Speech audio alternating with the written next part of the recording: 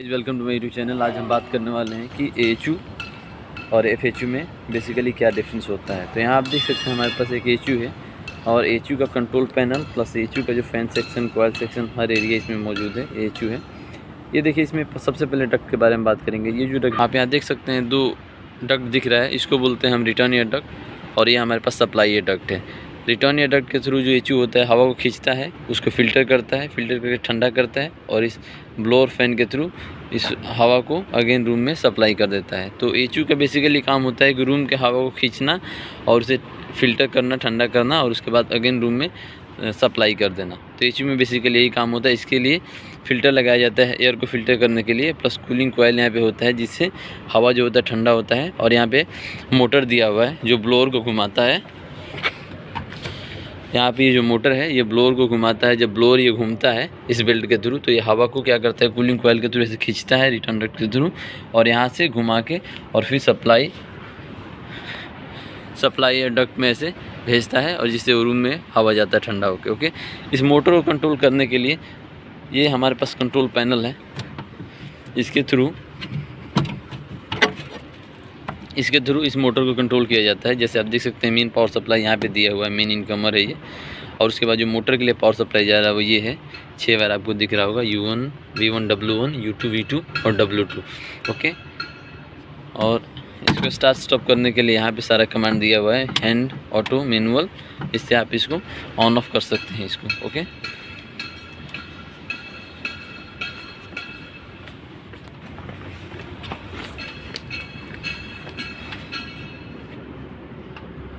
आप देख सकते हैं कि यहाँ पे वाटर सप्लाई लाइन है। ये चिल वाटर सप्लाई लाइन जो है, इसी से हम क्या करते हैं कि हवा के टेम्परेचर को कंट्रोल करते हैं। जैसे कि अगर चिल वाटर सप्लाई को बंद कर दिया जाए तो उस समय क्या होता है कि जो यहाँ पे कूलिंग कॉइल है, कूलिंग कॉइल में जो होता है पानी ठंडा नहीं जाएगा। जब पानी ठंडा नहीं जाएगा तो कूलिंग कॉइल ठंडा नहीं होगा। इसके वजह से जब यहाँ से हवा जो है इस डक्ट के थ्रू, जब कूलिंग कॉइल के थ्रू पास होगा तो हवा भी ठंडा नहीं होगा। तो जो बेसिकली कूलिंग कंट्रोल किया जाता है केवल चिल्ड वाटर की सप्लाई को कंट्रोल करके। अगर इसमें चिल्ड वाटर सप्लाई देंगे कूलिंग कॉइल में तो कूलिंग कॉइल ठंडा होगा, उसके साथ साथ में एयर भी ठंडा होगा और ये ठंडा एयर इस डक्ट के थ्रू रूम के अंदर जाएगा। बट अगर रूम में ज़्यादा कूलिंग हो जाए तो उस समय क्या करते हैं कि जो चिल्ड वाटर सप्लाई लाइन है, टर्न लाइन से देख सकते हैं आप, यहाँ पे एक वाल लगाया गया है जिसको बोलते हैं 2A वाल। इस 2A वाल का काम होता है कि according to the room temperature ये चिल वाटर सप्लाई को बंद और चालू करता है। जैसे कि यहाँ से जो पानी जा रहा है ऐसे कॉइल में घूम के अगेन रिटर्न लाइन के थ्रू रिटर्न में जाता है। बट ये वाल क्या करता है, अगर रूम में टेम्परेचर मेंटेन हो गया है तो उस समय क्या करता है ये कि क्लोज होने लगता है, जिससे कि जो चिल वाटर सर्कुलेशन है यहाँ से वो बंद हो जाता है और वाटर का सर्कुलेशन नहीं होता। जब सर्कुलेशन नहीं होता है तो कॉइल धीरे धीरे गर्म होने लगता है, क्योंकि यहाँ रिटर्न एयर डक्ट से जो हवा आता है वो ठंडा होने के लिए बेसिकली आता है हमारे कूलिंग कॉइल में। बट कूलिंग कॉइल अगर ठंडा नहीं हुआ तो हवा जो है वो धीरे धीरे गर्म होने लगेगा, वही गर्म हवा धीरे धीरे रूम में सप्लाई होगा। तो इस तरीक़े से रूम के अंदर में टेम्परेचर को मेनटेन किया जाता है चिल वाटर को कंट्रोल करके। बात करने वाले हैं एफएचयू के बारे में कि एफएचयू क्या होता है और ये कैसे फंक्शन करता है। यहाँ पे आप देख सकते हैं एफएचयू का पूरा ओवरव्यू आपको दिख रहा है। जैसे कि यहाँ पे देख रहे हैं सेंटर ब्लोअर है और इसको बोलते हैं फ़िल्टर सेक्शन बोलते हैं। यहाँ पे हीट रिकवरी व्हील सेक्शन है और ये आपका कॉइल सेक्शन है और उधर आपका फ्रेश एयर फैन सेक्शन है। ओके, और ये इसका कंट्रोल पैनल है। तो आइए हम इसको शुरू करते हैं इसके सेंटर ब्लोअर से। यहाँ पे सेंटर ब्लोअर दिया हुआ है जो तीनों तरफ दिया है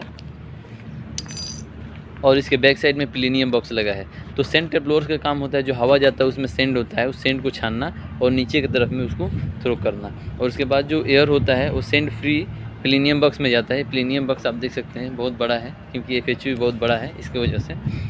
तो जब हवा प्लेनियम बॉक्स में जाता है तो प्लेनियम बॉक्स के थ्रू यहाँ पे देखिए एक फ़िल्टर लगा हुआ है। जब हवा प्लेनियम बॉक्स में जाके यहाँ से पास होता है तो हवा को फ़िल्टर किया जाता है, जिससे उसमें जो स्मॉल पार्टिकल हैं वो फ़िल्टर हो जाते हैं और उसके बाद ये जो हवा है वो हीट रिकवरी व्हील सेक्शन में जाता है। हम इसके बारे में बाद में डिस्कस करेंगे। सबसे पहले हम देखते हैं कि फ्रेश एयर कैसे काम करता है। ओके, तो जो हवा है यहाँ से फ्रेश एयर जो है इसके हीट रिकवरी व्हील के थ्रू पास करता है और ये जाता है यहाँ पे कॉइल सेक्शन में। ये पूरा आपको जो दिख रहा है ये कॉइल सेक्शन है और इन साइड में आप देखिए ये कूलिंग कॉइल है। ओके, और इसका इनपुट है उधर से है। तो ये कूलिंग सेक्शन है, यहाँ से जब हवा इसके थ्रू पास होता है ठंडा हो जाता है और उसमें जो ह्यूमिडिटी होता है वो यहाँ नीचे की तरफ में ड्रेन पेन में कलेक्ट होता है और यहाँ से ड्रेनेज के थ्रू इसको बाहर की तरफ में निकाला जाता है उस वाटर को। ओके, तो इसको बोलते हैं ड्रेन पेन। इसमें जो वाटर होता है कलेक्ट होता है। ओके, एंड यहाँ देखिए, यहाँ पे मोटर दिया हुआ है, तो मोटर का काम होता है इस ब्लोअर को घुमाना इस बेल्ट के थ्रू। जब ये मोटर इस ब्लोअर को घुमाता है तो ये हवा को खींचता है, जिससे कि हवा इस कॉइल के थ्रू पास होता है और इस ब्लोअर में जाता है।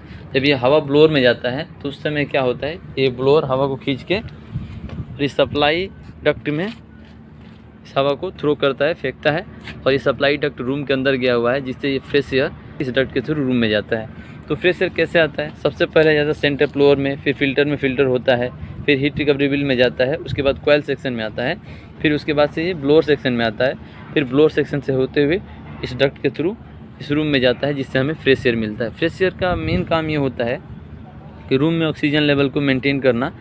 जो स्टेल एयर है उसके लिए क्या होता है कि यहाँ पे एक डक्ट और लगा हुआ है। जैसे रूम में कार्बन डाइऑक्साइड का मात्रा ज़्यादा हो गया या फिर स्टेल एयर है, तो उसको बाहर निकालने के लिए यहाँ पे एक और डक्ट लगा हुआ है, जिसको हम बोलते हैं एग्जॉस्ट डक्ट। इसका काम होता है कि रूम से जो एयर है, डस्ट एयर है या फिर स्टेल एयर है, उसको इसके थ्रू बाहर निकालना। इसके लिए आप देखिए ऊपर एक और सेक्शन बैठाया गया है, जिसको बोलते हैं एग्जॉस्ट फैन सेक्शन। तो इसके बीच में यहाँ पे फिल्टर सेक्शन दिया हुआ है, और ये हीट रिकवरी व्हील सेक्शन है, और ये एग्जॉस्ट फैन सेक्शन है। ओके, तो जब हवा रूम से ऐसे करके आता है तो पहले फ़िल्टर होता है, फ़िल्टर होकर हीट रिकवरी व्हील के थ्रू पास होता है, और उसके बाद ये एग्जॉस्ट फैन में जाता है यहाँ पे, और यहाँ से हवा को खींच के और ऊपर ऐसे करके बाहर की तरफ में थ्रो किया जाता है। और अभी हम बात करेंगे इस हीट रिकवरी व्हील के बारे में। जो हीट रिकवरी व्हील है, इसका काम होता है कि जो यहाँ से ठंडा हवा आ रहा है, उससे क्या होता है, इसका हाफ पार्ट ठंडा हो जाता है, और जो नीचे वाला भाग है, इसका नीचे वाला पार्ट है, यहाँ से जब गर्म हवा पास करता है तो इसका हाफ पार्ट क्या होता है, गर्म हो जाता है। तो क्या होता है, हीट रिकवरी व्हील ऐसे गोल गोल घूमता है, तो जो उसका ऊपर वाला जो पार्ट होता है वो ठंडा होता है, वो घूम के नीचे की तरफ आता है, और जैसे यहाँ से सप्लाई फैन जो होता है उस कॉइल इस हीट रिकवरी व्हील में टच होता है उसके फिन्स में, तो ये हवा जो होता है थोड़ा ठंडा हो जाता है, जिससे कि जब ये कूलिंग कॉइल में जाता है तो और भी ज़्यादा ठंडा होता है। ओके, और ये गर्म होकर फिर अगेन ऊपर जाता है, ऊपर जाके फिर इस एग्जॉस्ट फैन के थ्रू में ठंडा होकर अपने हीट को रिजेक्ट करता है, और बाहर की तरफ में हीट रिजेक्ट हो जाता है। तो ये एक प्रोसेस होता है हीट रिकवरी व्हील का।